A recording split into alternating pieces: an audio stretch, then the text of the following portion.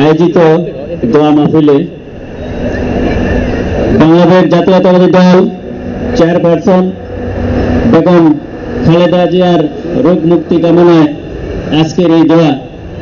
আপনারা জানেন বেগম খালেদা জিয়া বাংলাদেশের জন্য উনি একটা কথা বলেছিলেন তার দুর্দিনে, যে আমি কোথায় যাব, আমি কোথায় যাব, আমার তো বাইরে কোনো জায়গা নাই, যাওয়ার কোনো জায়গা নাই, আমি এই বাংলাদেশ ছেড়ে, এই বাংলাদেশের মানুষ ছেড়ে আমি কোথাও যাব না বলছিলেন। কি আপনারা জানেন? বলছিল।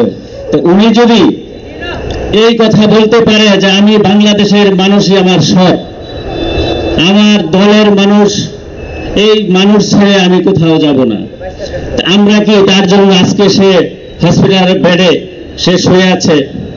আমাদের কান্না হয়, আমাদের এই মায়াবতী মা যদি চলে যায় তাহলে আমরা সর্বোচ্চ হারাবো। তার জন্য কালকে আমি হঠাৎ করে রাত্রে আমি চিন্তা করলাম যে আমরা তো ওনার জন্য কিছু করতে পারবো না, দোয়াটা তো করতে পারবো।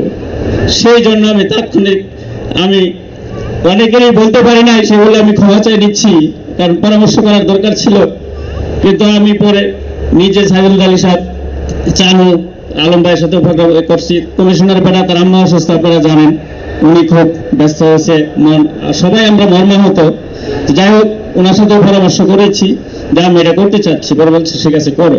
যার ফলে কালকের থেকে আমি রাত্রি দাওয়াত দিচ্ছি, আপনারা আসছেন।